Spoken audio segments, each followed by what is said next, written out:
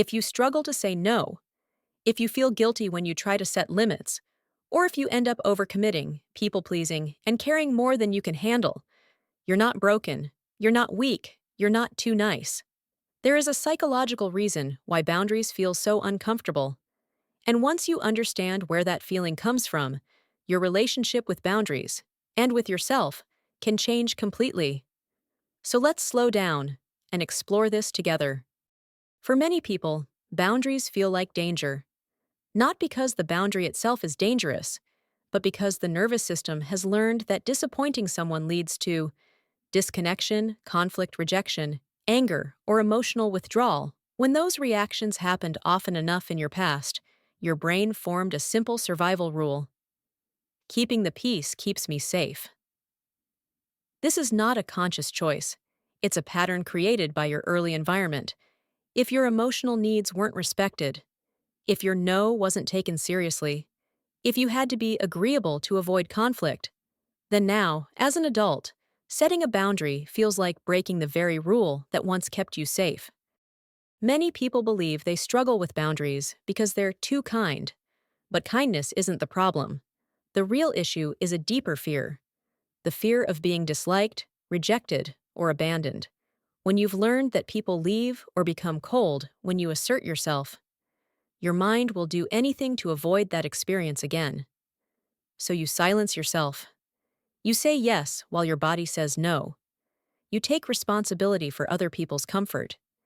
You hope that being easy will make relationships feel stable, but this comes with a cost. You disappear from your own life. Your needs become negotiable. Other people's comfort becomes more important than your capacity. And eventually, resentment replaces connection. Boundary guilt is one of the strongest emotional reactions people feel. It's that sudden heaviness in your chest, that voice saying, "You're selfish," or the fear that someone will be disappointed.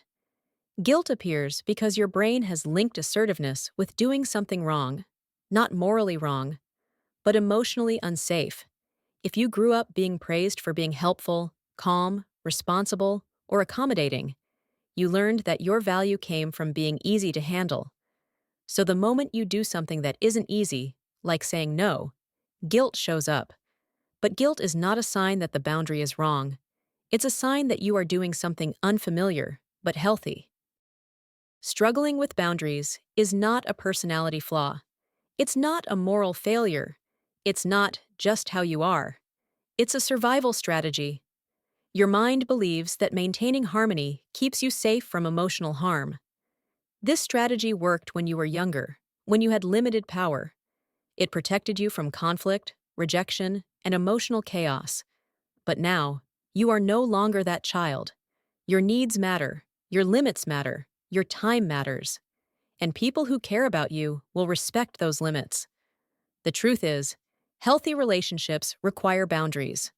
Without them, the relationship becomes unbalanced, and you disappear in it. You don't need to suddenly start saying no to everything. Boundaries can be built slowly and softly. Here are 3 gentle steps. 1. Start with small, safe boundaries. Begin with something low risk. I can help later, but not right now. I'm tired today. Can we talk tomorrow? I'll think about it and let you know.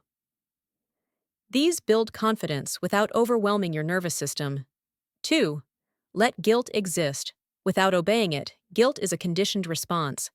When guilt appears, try saying internally, "I'm safe." This discomfort is old programming. You don't have to fight guilt. You just don't need to follow it. 3. Use clear, calm language. You don't need long explanations. Short, respectful sentences are enough. "I can't commit to that right now." "That doesn't work for me." "I appreciate the offer, but I have to decline."